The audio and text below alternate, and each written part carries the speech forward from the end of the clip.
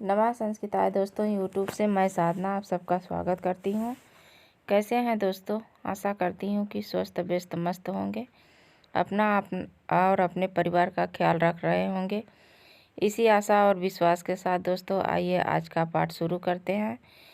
जो UP TGT, TT, CTET, MP TET वर्ग के लिए संस्कृत एग्जाम के लिए अति महत्वपूर्ण है दोस्तों। आजकल हम लोग संस्कृत व्याकरण प्रवेश का डॉक्टर बाबूराम सक्सेना पढ़ रहे हैं, जिसमें प्रथम सोपान वर्ण विचार है। आज हम लोग वर्णों का उच्चारण स्थान देखेंगे दोस्तों।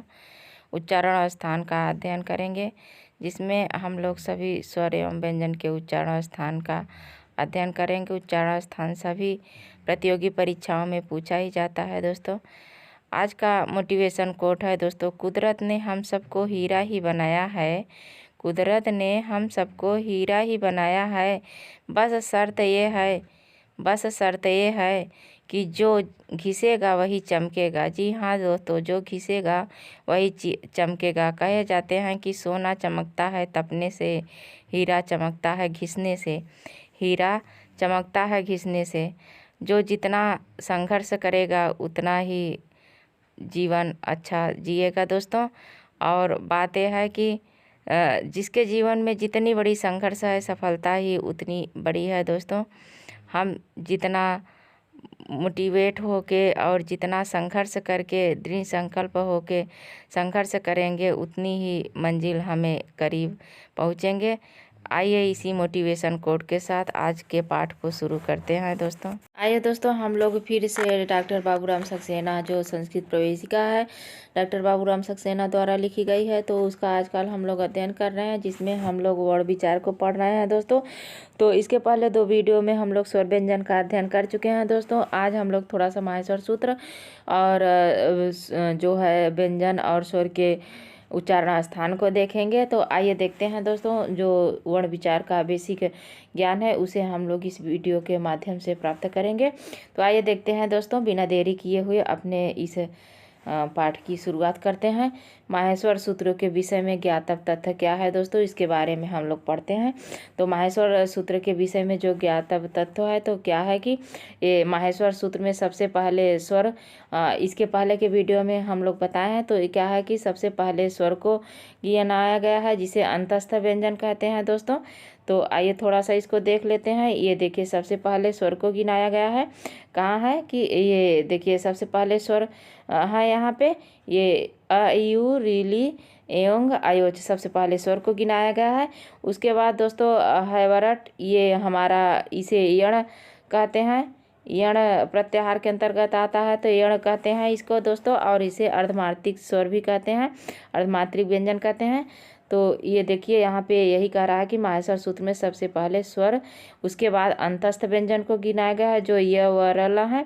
इसके बाद वर्णों के पंचमाक्षर को बताया गया है। तो वर्णों के पंचमाक्षर को देख लेते हैं। ये देखिए, वर्णों के पंचमाक्षर को यहाँ बताया गया है। ये देखिए दोस्तों, ह य व र और ल, तो ये हमारा यण आ गया, जो अंतस्थ व्यंजन होता है, उसको पंचमाक्षर है, ये पंचमाक्षर है। उसके बाद है दोस्तों, उसके बाद इसमें क्या बता रहा है कि उसके बाद चतुर्वर्ण, तदंतर तृतीय, द्वितीय और प्रथम वर्ण को बताया गया है।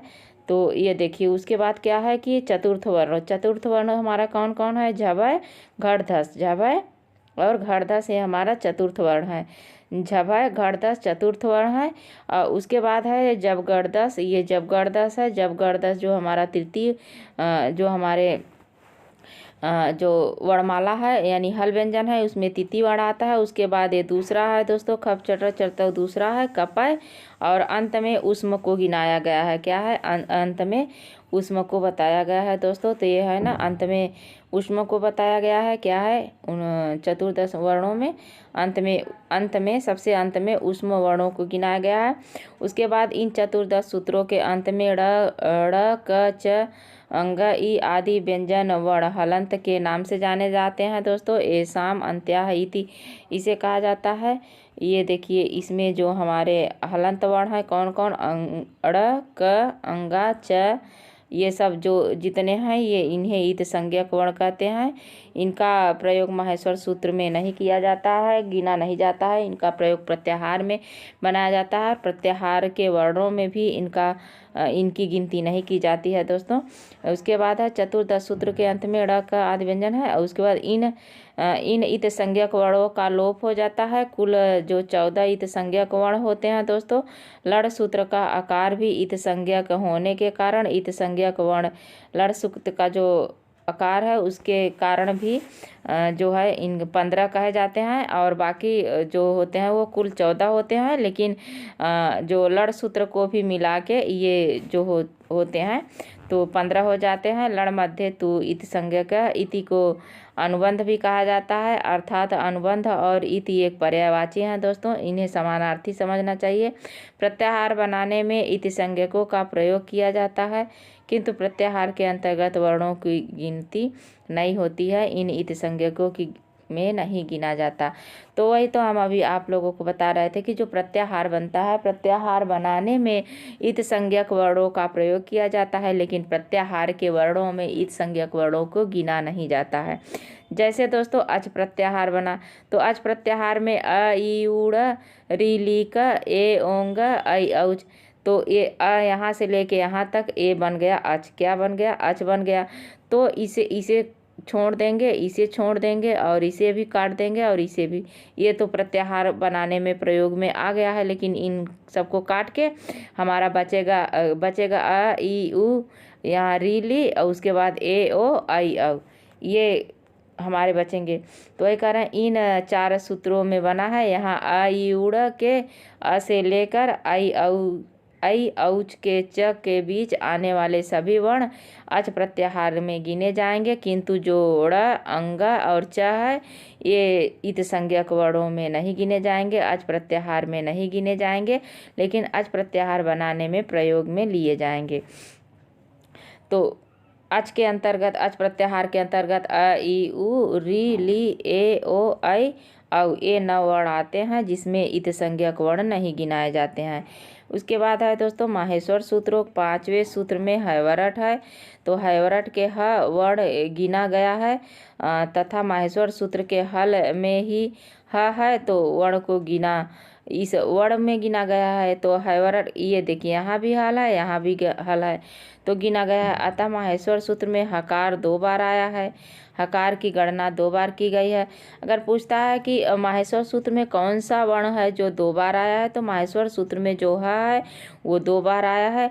उसके बाद एक बात और पूछता है दोस्तों कि जो माहेश्वर सूत्र में हकार 2 बार ग्रहण क्यों हुआ है, तो अट और सल प्रत्याहार में ह वर्ण को शामिल करने के लिए।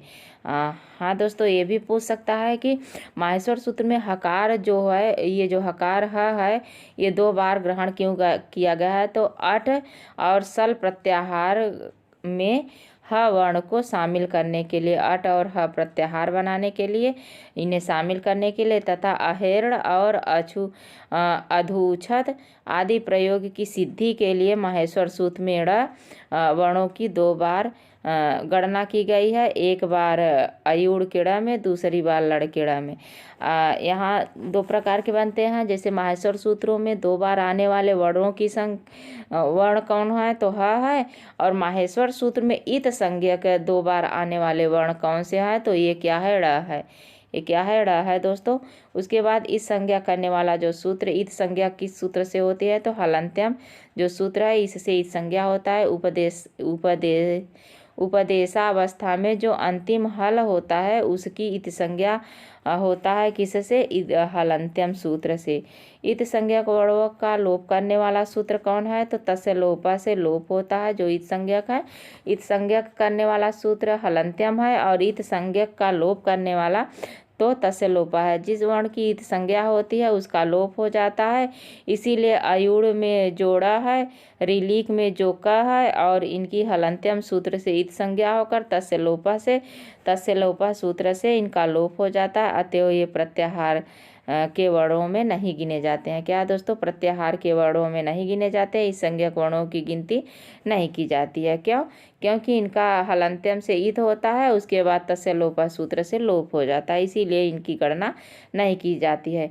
उपदेश क्या होता है? उपदेश किसे कहते हैं? तो उपदेश आद्यो उच्चारण, आदि उच्चारण किया जाता है उसे उपदेश कहते हैं। पाणिनि कात्यायन पतंजलि ने जिसका प्रथम बार या पहली बार उच्चारण किया, प्रथम पाठ किया, उसे व्याकरण शास्त्र में उपदेश कहा जाता है। उपदेश किसे कहा जाता है दोस्तों? ये कहा गया कि पाणिनि कात्यायन पतंजलि ने जो जो अपने ग्रंथों में प्रथम बार पाठ किया, प्रथम बार उपदेश दिया, उसे क्या कहते हैं? उपदेश कहते हैं। यहाँ आयुड़, ऋलिक आदि 14 सूत्र और महर्षि पाणिनि ने माहेश्वर के डमरू की ध्वनि को प्रथम बार उच्चारण किया, अतः ये 14 सूत्र उपदेश कहलाते हैं। क्या कहलाते हैं? उपदेश कहलाते हैं।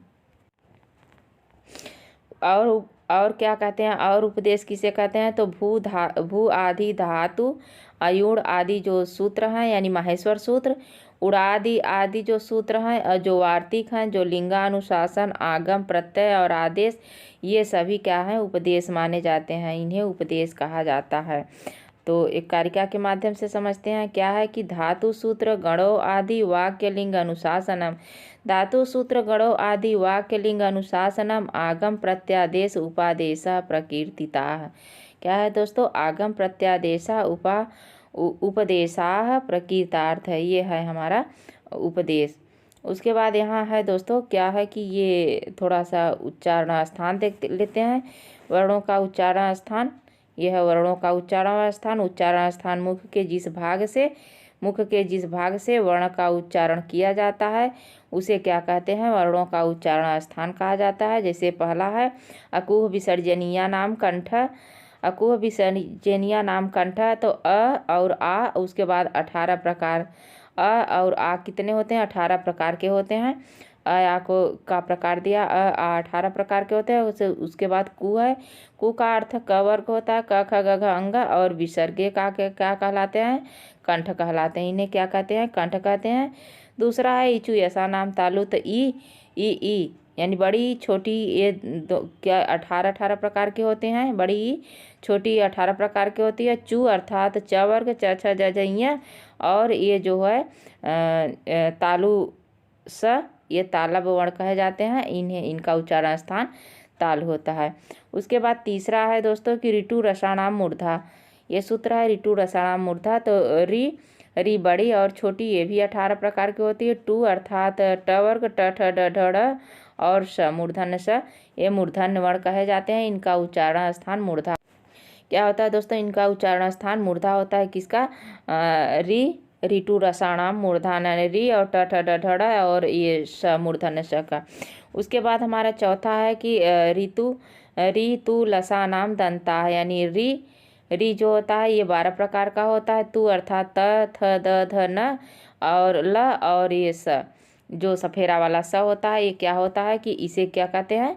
ये देखिए दोस्तों, ये है ये ऋतु लसा नाम दंता, यानी ली 12 प्रकार का, और तू अर्थात त थ द ध न, ल, और ये सफेरा वाला सा, ये क्या कहलाते हैं? दंत कहलाते हैं। इसका उच्चारण स्थान दंत होता है।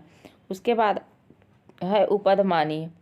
पांचवा क्या है? उपधमानीय नाम ओष्ठ। उपधमानीय नाम में क्या है? उ यानी बड़ा ऊ, छोटा ऊ, ये 18 प्रकार का होता है। पु अर्थात प वर्ग, प फ ब भ म, उपधमानी यानी प के आगे आधा विसर्ग, फ के आगे आधा विसर्ग, ये सब क्या कहते हैं? ओष्ठ वर्ग में आते हैं। इनका उच्चारण ओष्ठ होता है। क्या होता है? ओष्ठ क्यों कहा गया? ओष्ठ 2 प्रकार के होते हैं। उसके बाद है छठवां क्या है कि यंगणना नाम नासिका च, यंगणिना नाम नासिका, और तो यहाँ का क्या कहा गया है कि ये म ग ड़ न, ये अनुनासिक वर्ण होते हैं। तो इनका उच्चारण स्थान नासिका और मुख भी होता है। क्या होता है? नासिका और मुख भी होता है, क्योंकि इया तो जो होता है तालु होता है, अंगा का कंठ भी होता है, म का जो होता है वो ओष्ठव भी होता है, और ड़ का मूर्धन्य भी होता है और न का दंत भी होता है। तो इसीलिए कहा गया है कि जो होता है कि इनका नासिका तो होता है ये अलग, इनको अलग से पूछा जाता है दोस्तों। अगर इन्हें अलग से पूछा जाता है तो इनका नासिका बताएंगे और मुख बताएंगे। अगर उनमें पूछा जाता है क वर्ग में अंगा को पूछा जाता है, च वर्ग में ईया को पूछा जाता है तो उनको मूर्धन्य बताएंगे। उसके बाद है ए दैतोह कंठ तालु। क्या ए दैतोह कंठ तालु, ए ऐ कंठ तालु वर्ण कहलाते हैं। ए ऐ कंठ तालु कैसे कहलाते हैं दोस्तों कि अ और ई मिलके क्या बनता है, ए बनता है। अ ई मिलके ई बनता है। तो ई क्या है दोस्तों, ई जो है ई तालु है। ई का उच्चारण स्थान तालु होता है, का उच्चारण स्थान कंठ होता है, तो कंठ तालु हो गया। क्या कंठ तालु हो गया। उसी प्रकार ओ दौतोह कंठोष्ठव। क्या ओ दौतोह कंठोष्ठव, तो ओ दौतोह कंठोष्ठव कैसे होता है, अ और उ मिलके क्या बनता है, ओ बनता है। अ उ मिलके ओ, तो ओ औ समानार्थी हैं। तो एक क्या अ का कंठ हो गया, उ का उच्चारण स्थान ओष्ठ हो गया, कंठोष्ठ हो गया। तो इनका उच्चारण स्थान कंठ हो जाता है। किसका, ओ औ का कंठोष्ठ हो जाता है।